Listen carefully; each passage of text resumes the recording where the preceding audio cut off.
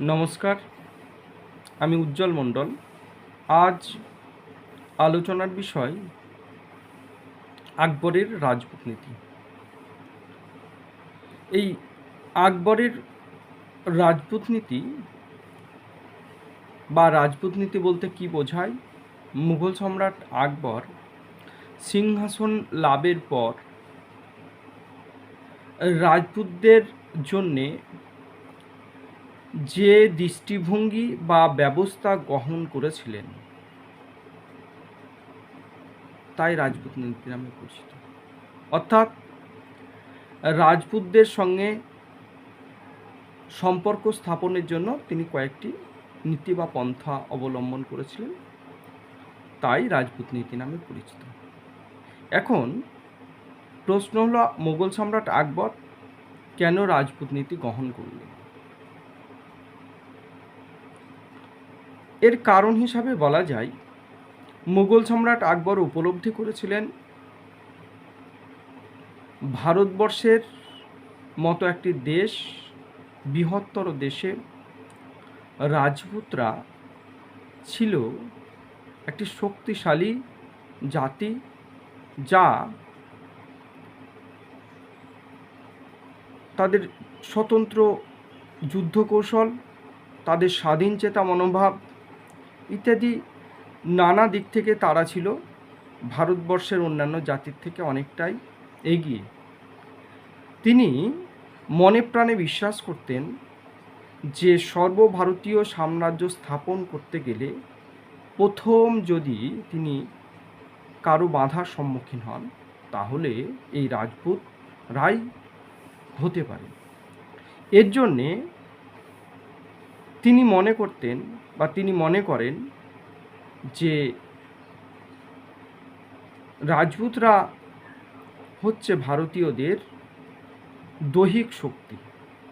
অর্থাৎ Percival spear এই বিষয় নিয়ে একটি কথা বলেছেন।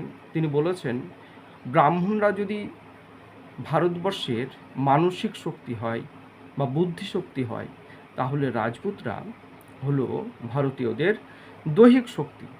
আর আকবর তার সর্বভারতীয় সাম্রাজ্য স্থাপন করতে গিয়ে রাজপুত জাতির মতো একটি জাতির সঙ্গে সরাসরি যুদ্ধ লিপ্ত হতে চাননি।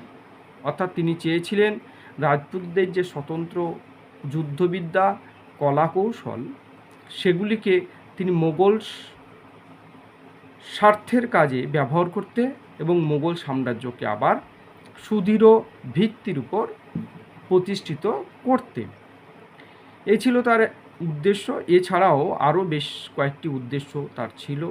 তার কারণ, তিনি উপলব্ধি করেছিলেন সর্বভারতীয় সাম্রাজ্য স্থাপন করতে গেলে তাকে পশ্চিম ভারত এবং দক্ষিণে অগ্রসর হতে গেলে রাজপুতদের সমর্থন একান্তই প্রয়োজন। তাই পশ্চিম এবং দক্ষিণের সাম্রাজ্য প্রসারের জন্য রাজপুতদের সঙ্গে মৈত্রী কাম্য ছিল। এছাড়াও ভারতের পশ্চিম ভারত এবং উত্তর পশ্চিম ভারতের যে বহির্বাণিজ্য, তা রাজপুত রাজ্যের উপর দিয়েই পরিচালিত হতো। সুতরাং আর্থিক স্বার্থেও আকবরকে এই রাজপুতদের সঙ্গে সম্পর্ক স্থাপনে আগ্রহী করে তুলেছিল। যাই হোক না কেন, এই আকবরের রাজপুতদের প্রতি কি কি ব্যবস্থা নিয়েছিলেন তা আমরা আলোচনা করব। দেখা যায়, মোগল সম্রাট আকবর এই রাজপুতদের সঙ্গে সুসম্পর্ক স্থাপনের জন্য বেশ কয়েকটি নীতি বা পন্থা গ্রহণ করেছিলেন। সেগুলি হলো, প্রথমত বিবাহ নীতি। অর্থাৎ তিনি রাজপুত রাজ্যের রাজকন্যাদের সঙ্গে তিনি বিবাহ করে তাদের সঙ্গে মৈত্রীতার বন্ধনে আবদ্ধ হতে চেয়েছিলেন। এর জন্য তিনি প্রথম 20 বছর বয়সে 1562 খ্রিস্টাব্দে অম্বররাজ বিহারীমলের কন্যা মণিবাইকে তিনি বিবাহ করেছিলেন। এর পরবর্তীকালে আমরা দেখি যে 1570 খ্রিস্টাব্দে বিকানিরের রাজকন্যাকে এবং 1584 খ্রিস্টাব্দে জয়পুরের রাজকন্যাকে তিনি বিবাহ করেন এবং তাদের সঙ্গে মিত্রতায় আবদ্ধ হন। শুধু তিনিই নন, তার পুত্র সেলিমও আমরা দেখি, সেলিমকেও তিনি যোধপুরের রাজা উদয় সিংহের কন্যা যোধাবাইয়ের সঙ্গে বিবাহ দিয়েছিলেন। এইভাবে তিনি রাজপুতদের সঙ্গে বিবাহ বা বৈবাহিক মিত্রতা নীতিতে আবদ্ধ হয়েছিলেন। এছাড়াও দ্বিতীয়ত বলা যায়, তিনি রাজপুতদের সঙ্গে সুসম্পর্ক স্থাপনের জন্য বিভিন্ন রাজপুত যে রাজবংশগুলি ছিল তাদেরকে উচ্চ পদে নিয়োগ করে, অর্থাৎ তাদের আনুগত্য স্বীকারের বিনিময়ে তাদেরকে যেমন একদিকে স্বায়ত্ত শাসন দিয়েছিলেন, অপরদিকে আমরা লক্ষ্য করি যে এই সব পরিবারের সঙ্গে পরিবারগুলিকে তিনি উচ্চ পদে নিয়োগ করেছিলেন। যেমন অম্বররাজ বিহারীমলের পুত্র ভগবান দাস এবং তার পালিত পুত্র মানসিংহকে উচ্চ পদে মনসবদারে নিয়োগ করা হয়েছিল। শুধুমাত্র মানসিংহই নয়, আমরা টোডরমলকে লক্ষ্য করি, বীরবলকে লক্ষ্য করি, যারা উচ্চ পদে ছিলেন এবং এদের যুদ্ধের দক্ষতা অভিজ্ঞতাকে কাজে লাগিয়ে আকবর একটা বৃহত্তর শক্তিশালী সাম্রাজ্য স্থাপনে সক্ষম হয়েছিলেন। এর পরবর্তীতে আমরা তৃতীয় পদক্ষেপ হিসাবে আমরা দেখি, তিনি রাজপুতদের সঙ্গে বেশ কতগুলি চুক্তি স্বাক্ষর করেছিলেন। সেগুলি হলো, তার আনুগত্য স্বীকার করলে তিনি তাদের স্বায়ত্ত শাসনকে যেমন মেনে নিয়েছিলেন, এর পাশাপাশি তিনি রাজপুতদেরকে বা অন্যান্য হিন্দুদেরকে খুশি করার জন্য তিনি 1563 খ্রিস্টাব্দে তিনি ধর্মীয় কর তুলে দিয়েছিলেন। এছাড়া 1564 খ্রিস্টাব্দে তিনি জিজিয়া কর নামে একটি কর রদ করেন। শুধু তাই নয়, তিনি বুন্দির রাজের সঙ্গে 1569 খ্রিস্টাব্দে একটি চুক্তি স্বাক্ষর করে বলেছিলেন, আর বুন্দির রাজপ্রাসাদে প্রত্যেক বৎসর বুন্দির মহিলাদের বা বুন্দির মেয়েদেরকে মোগল হারেমে পাঠাতে হবে না। অর্থাৎ ইতিপূর্বে প্রত্যেক বৎসর বুন্দির রাজাকে বেশ কয়েকজন মেয়েকে মুঘল হারেমে পাঠাতে হতো। এটা ছিল বাধ্যতামূলক, আকবর এটি বন্ধ করেছিলেন।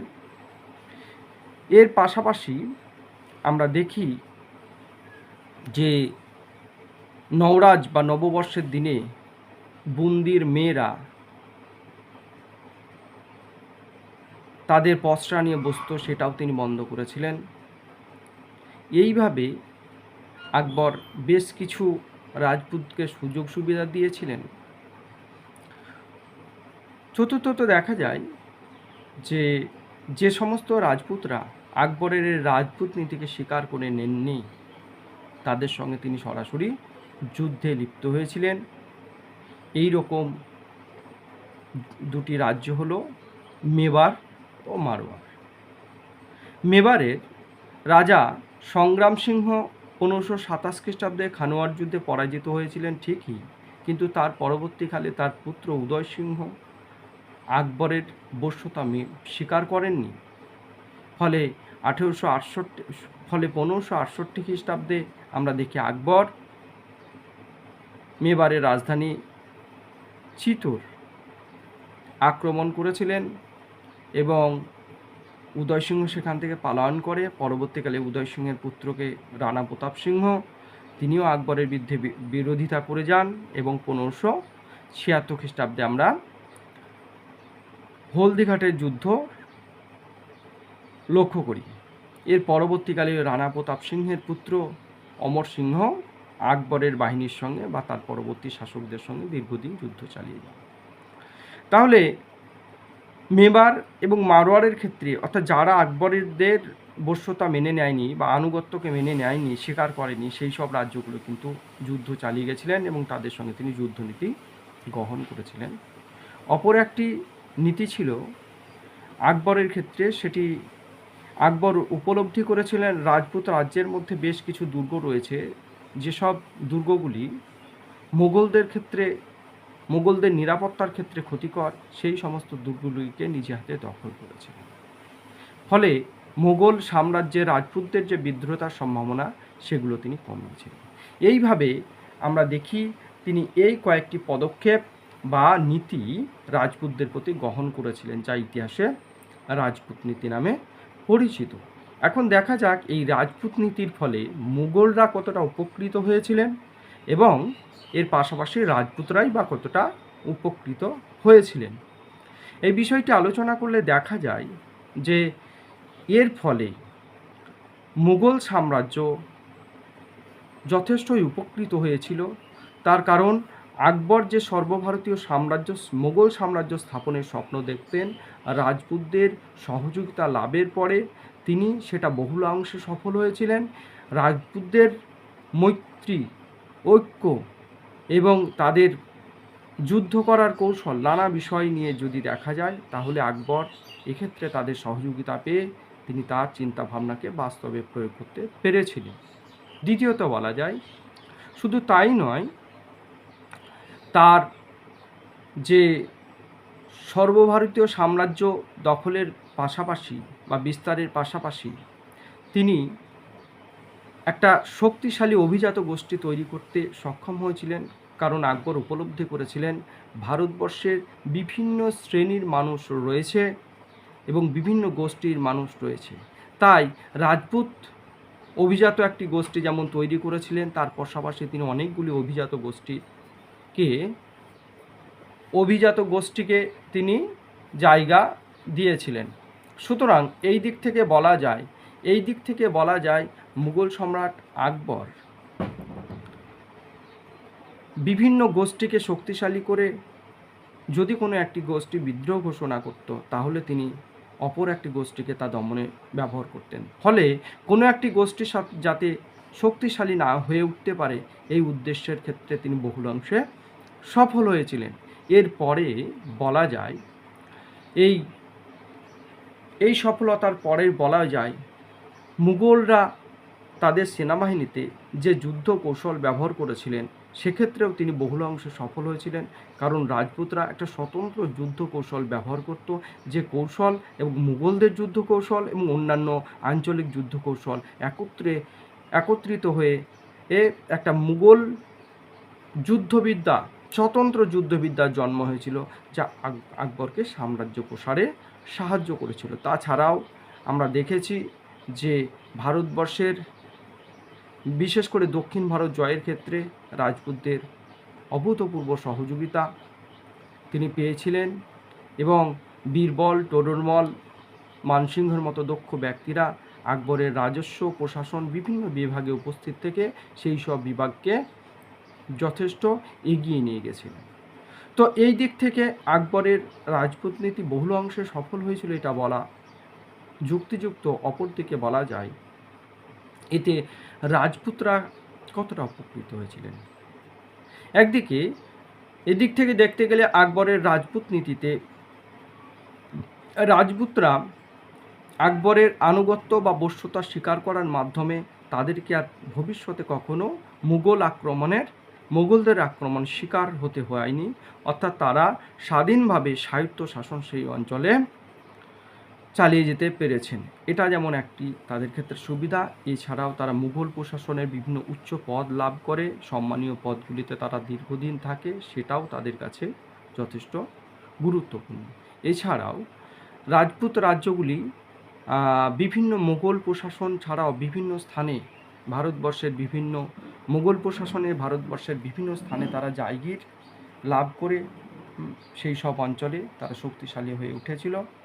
ফলে দেখা যাচ্ছে এই রাজপুত নীতি রাজপুত এবং মুঘল উভয়ের কাছেই যথেষ্ট গুরুত্বপূর্ণ ছিল। এখন এই বিষয় নিয়ে যে প্রশ্নগুলি এসে থাকে যে আকবরের রাজপুত নীতি আকবর কেন গ্রহণ করেছিলেন, আমরা সেটাও দেখলাম। এরপর আজ আকবর রাজপুতদের জন্য কি কি নীতি নিয়েছিলেন, অথবা রাজপুত নীতির বৈশিষ্ট্যগুলি আলোচনা করো, এই বিষয়টি আলোচনা করতে গেলে আমাদেরকে এই কয়েকটি বিষয় 1, 2, 3, 4, 5 করে লিখতে হবে। যেমন বিবাহ নীতি, 2 হচ্ছে উচ্চপদে নিয়োগ নীতি, 3 হচ্ছে রাজপুত এবং হিন্দুদের অন্যান্য সুযোগ সুবিধা প্রদান, 4 হচ্ছে যারা এই রাজপুত নীতিতে আগ্রহী নয় তাদের সঙ্গে যুদ্ধনীতি, আর পঞ্চমত আমরা লক্ষ্য করি যে আকবর যে সমস্ত অঞ্চল থেকে বিদ্রোহের সম্মুখীন হওয়ার সম্ভাবনা লক্ষ্য করেছিলেন, সেই সব ক্ষেত্রে তিনি সেই সব অঞ্চলের ক্ষেত্রে সম্ভাবনা দূর করার জন্য তাদের দুর্গ এবং বেশ কিছু সেনা বিভিন্ন জায়গায় তিনি নিজের দখলে নিয়েছিলেন। এই নীতি তিনি গ্রহণ করেছিলেন। এইটুকু লিখলেই আকবরের রাজপুত নীতির বৈশিষ্ট্য সম্পন্ন হবে। এরপরে যদি রাজপুত নীতি বলতে কী বোঝো, এর সুফল কুফল বলো, তাহলে শেষ অংশটি লিখলেই হবে।